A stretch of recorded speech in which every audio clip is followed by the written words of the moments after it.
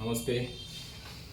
आपण नवीन वर्षासाठी no sugar चॅलेंजच्या माध्यमातून जो व्हॉट्सॲप ग्रुप केलेला आहे त्या ग्रुपवर आपण दररोज नवीन नवीन फिटनेस विषयीच्या टिप्स टाकत आहोत आणि आपला आजचा विषय आपण सांगितलेला आहे की आपल्या आहारामध्ये असणारं फायबरचं म्हणजे तंतुमय पदार्थाचं असणारं महत्त्व.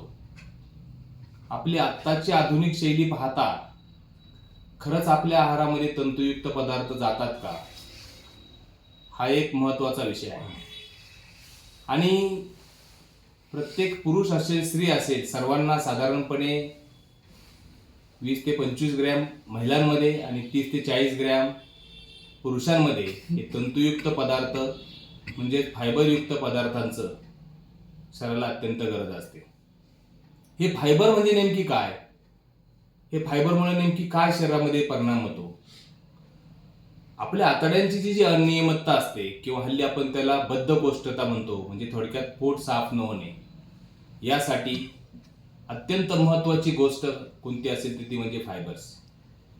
त्याचबरोबर आपल्या रक्तामध्ये असणारं साखरेचं प्रमाण हे नियंत्रित ठेवणे, आपले कोलेस्ट्रॉलचं प्रमाण हे कमी करणे, या दोन्ही गोष्टी या महत्त्वाचं काम हे फायबर्स आपल्या शरीरामध्ये करत असतात. आता हे फायबर्स नेमके आपल्याला मिळतात कशातनं? आत्ताची आधुनिक जीवनशैली जगत असताना जर आपण रोजच्या दैनंदिन जीवनामध्ये जर जे पदार्थ पाहतो त्या पदार्थामध्ये काय खातो आपण रोज? गव्हाची चपाती असेल, पिझ्झा, बर्गर, मैदायुक्त पदार्थ असतील, याच्यामध्ये फायबर येतात कुठं? आणि ज्यावेळेस गव्हाची चपाती आपण बनवतो, ती गव्हाची चपाती करत असताना ते पीठ ज्यावेळेस आपण चाळतो त्यावेळेस वरती असणारं त्याचे मेन टर्पलच आपण टाकून देतो का तर गव्हाची चपाती आपल्याला मऊ व्हायला हवी. आणि मेन जे त्याच्यामधला जो मेन घटक आहे गव्हाचा वरचा असणारं जे टर्पल आहे की त्याच्यामध्ये फायबर्स जे आहेत ते फायबर्स आपण टाकून देतो आणि त्याच्यामध्ये प्रथिनं सुद्धा आपण काढून टाकतो. इनडायरेक्टली आपण दररोजच्या जीवनामध्ये जेवण करत असताना जी भाजी चपाती खातो त्यातनं फायबर्स, आवश्यक फायबर्स आपल्या शरीराला हे निश्चितच जात नाही. आणि हे फायबर्स मिळतात कशातनं? आपण जी मूग असेल, मटकी असेल, चवळे असेल, राजमा असेल, हरभरा असेल, हुलगा असेल, ह्या सर्व पदार्थांमध्ये सुद्धा फायबर्स बऱ्या पद्धतीने असतात. त्याचबरोबर ज्या डाळी असतील, हरभरा डाळ असेल, तूर डाळ असेल, मसूर डाळ असेल, हे ज्या सर्व प्रकारच्या डाळी आहेत या सर्व डाळीमध्ये सुद्धा फायबरचं प्रमाण भरपूर असतं. परंतु हल्ली ज्या पॉलिश डाळी येतात त्या पॉलिश डाळीमध्ये हे त्याच्यावरची साल काढल्यामुळं म्हणा त्याचे फायबरचं प्रमाण निश्चित कमी होतं. पण हल्ली बरेचसे ब्रँड्स मार्केटमध्ये उपलब्ध आहेत की ज्या सर्व प्रकारच्या डाळी सालीसहित मिळतात, ते निश्चितच आपल्या आरोग्याच्या दृष्टीने अत्यंत गुणकारिक आहेत. त्याचबरोबर आपल्या आहारामधले जे मिलेट्स आहेत, भाकरी असेल, ज्वारी असेल, बाजरी असेल, नाचणी असेल, यामध्ये सुद्धा ॲज कम्पेअर टू बाकी गव्हापेक्षा ही फायबरचं प्रमाण निश्चित जास्त असतं. त्याचप्रमाणे हल्ली पोषण तत्व शरीरामध्ये कमी होत चाललेले आहे. त्याच्या मागचं कारण म्हणजे मोड आलेले जे कडधान्य आहेत याचं प्रमाण आपल्या आहारामध्ये कमी जातं. मोड आलेले मूग असेल, मटकी असेल, हुलगा असेल, चवळे असेल, हरभरा असेल, हे मोड आलेले कडधान्य ज्यावेळेस असतात त्याच्यामध्ये सुद्धा फायबरचं प्रमाण हे अतिशय जास्त स्वरूपात पाहायला मिळतं. आता पालेभाज्या आपण आहारामध्ये जे खातो त्या पालेभाज्यांमध्ये सुद्धा मेथी, पालक, शापू, सगळ्या प्रकारच्या पालेभाज्यांमध्ये सुद्धा आपल्याला हे जे फायबर आहे याचं प्रमाण हे जास्त पाहायला मिळतं. आपण जो बटाटा खातो तो बटाटा जर सालीसहित खाल्ला तर निश्चितच त्याच्यामध्ये जास्त आपल्याला फायबर मिळतो. आपल्या इकडे साधारणपणे उपवासाच्या दिवसामध्ये जे रताळी खाल्ली जातात त्या रताळ्यामध्ये सुद्धा इतर पदार्थांपेक्षा जास्तीत जास्त फायबर्स आपल्याला हे मिळतात. त्याचबरोबर फायबर म्हणजे मराठीत जर सांगायला गेलं तर जो पदार्थ तोंडात चावून आपण ज्याचा चोथा तयार होतो त्याला फायबर्स म्हणतात. उदाहरणार्थ आपण जर मक्याचं कणीस घेतलं, स्वीटकॉर्न, तर त्या स्वीटकॉर्न आपण तोंडामध्ये चावून त्याचा चोथा तयार होतो. पूर्वीच्या काळी लग्नाच्या पंक्तीला लापशीचं जेवण असायचं. लापशी म्हणजे काय? त्या लापशीमध्ये सुद्धा सर्वात जास्त फायबर्स असायचं. पण आता तो प्रकार आपल्याला फारसा पाहायला मिळत नाही. त्याचबरोबर आपल्या जेवणामध्ये जे आपण सॅलेड म्हणतो, कोशिंबीर म्हणतो, काकडी असेल, गाजर असेल, मुळा असेल, बीट असेल, इव्हन कोबी असेल, त्याचबरोबर हल्ली ग्रामीण भागामध्ये सुद्धा ब्रोकोली आपल्याला सहजासहजी उपलब्ध होते. त्या ब्रोकोलीमध्ये सुद्धा हायेस्ट फायबरचं प्रमाण आपल्याला पाहायला मिळतं. त्याचबरोबर आपण दैनंदिन जीवनामध्ये जी फळं खातो, हल्ली काय झालंय नवीन फॅड, की जे फळं आपल्याकडे पिकत नाहीत त्या फळांचं मार्केटिंग जास्त होतं. मी त्यांच्या विरोधातला नाही, त्यात पोषक तत्व निश्चित असतीलही, जसं ॲव्होकाडो असेल किंवा इतर जे नवीन फळं बाजारात आलेले आहेत, पण त्याच्यापेक्षा तुमच्या भागामध्ये जी फळं पिकतात, जसे बोरं असतील, चिंचा असतील, त्याच्यानंतर संत्री असेल, मोसंबी असेल, डाळिंब असेल, या पदार्थांमध्ये अंजीर असतील, सध्या अंजीरचा चांगला सीझन आहे, डाळिंबाचा चांगला सीझन आहे, या पदार्थांमध्ये निश्चितच तुम्हाला हे जास्तीत जास्त फायबरचं प्रमाण हे तुम्हाला पाहायला मिळणार आहे. म्हणजे फळं सुद्धा तुमच्या आहारामध्ये तितकेच फायबर्स आपल्याला जास्तीत जास्त देतात.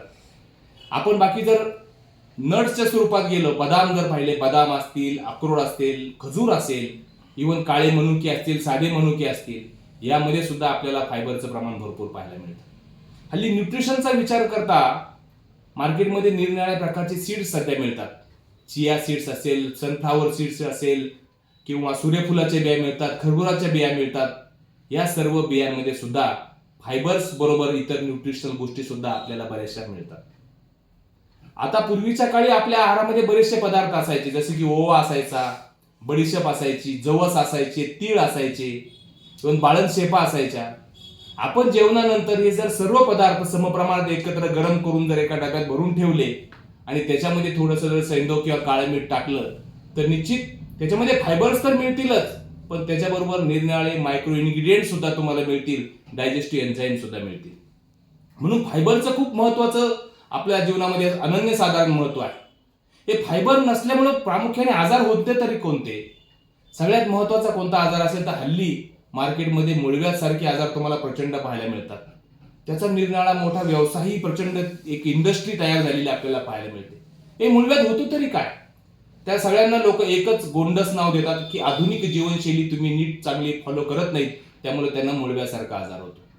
मुळव्याध म्हणजे आपलं बेसिक त्याचं मूळ जे अडतं मुळव्याचं, ते म्हणजे आपलं पोट साफ न झाल्यामुळं आपल्या संडासच्या ठिकाणी संडास कडक होते, त्या ठिकाणी असणारे मांसल भाग जे असतात तो बाहेर येतात, किंवा असणारी त्वचा फाटली जाते आणि त्यातनं रक्त पडतं आणि कधी कोंब बाहेर येतात. हे केवळ पोटाची विकृती, म्हणजे अन्न नीट पचन न झाल्यामुळं किंवा पोट साफ न झाल्यामुळं संडास कडक होते आणि मुळव्यासारखे आजार होतात. बरेचसे लोक मुळव्याचे ऑपरेशन करतात, परंतु तीच आधुनिक जीवनशैली जर अवलंबली आणि जर योग्य फायबरयुक्त किंवा इतर आहारातले बदल केले नाही तर परत ऑपरेशन करूनही परत मुळव्याध झाल्याचे उदाहरणं तुम्हाला वारंवार पाहायला मिळतील. त्याचबरोबर फायबरचं सगळ्यात महत्वाचं आहे की फायबर म्हणजे चोथा. फायबरचे दोन प्रकार असतात, एक सोल्युबल आणि अनसोल्युबल. बरेचसे फायबर्स पोटात गेल्यानंतर ते विरघळतात, ते रक्तातली साखर नियंत्रित करण्यासाठी मदत करतात, पण काही अनसोल्युबल फायबर्स असतात की जे आपण आता सांगितले ते पदार्थ पोटात गेल्यानंतर फुगतात. आपल्या पोटामध्ये एखादा पदार्थ गेला आणि फुगला म्हणजे आपण जेवण करत असताना त्याचं आहारात जर योग्य प्रमाणात सेवन जर केलं तर आपलं पोट लवकर भरल्याची भावना निर्माण होते. हल्ली आपण पोट भरल्याची भावना ज्यावेळेस निर्माण होते त्यावेळेस आपण अन्न हे घशापर्यंत खाल्लेलं असतं. म्हणजे फायबरचं जर प्रमाण तुमच्या आहारामध्ये योग्य प्रमाणात गेलं तर निश्चितच तुमचं लवकर पोट भरेल आणि अनावश्यक किंवा अति प्रमाणात तुम्ही जे अन्न खाताय त्याला कुठेतरी एक लगाम मिळेल आणि त्याच्यामुळं हल्ली स्थौल्य, वजन वाढणे, इतर प्रॉब्लेम सुद्धा आहेत ते सुद्धा आटोक्यात यायला मदत होईल. त्याच्यामुळं आधुनिक जीवनशैलीमध्ये फायबरचं असं अनन्यसाधारण महत्व आहे. आता सांगितलेल्या सर्व गोष्टी ज्या आहेत त्या जर तुम्ही आहारामध्ये योग्य प्रमाणात घेतल्या तर निश्चितच भविष्यामध्ये मधुमेहासारखे आजार असतील, कोलेस्ट्रॉल सारखे आजार असतील, वजनासारखे आजार असतील, मुळव्याध सारखे आजार असतील, फिस्चुला सारखे आजार असतील, हे निश्चितच तुम्ही टाळू शकाल आणि तुम्ही एक चांगलं आधुनिक जीवनशैली जगत असताना तुमचं शरीर फिट राहू शकाल. धन्यवाद.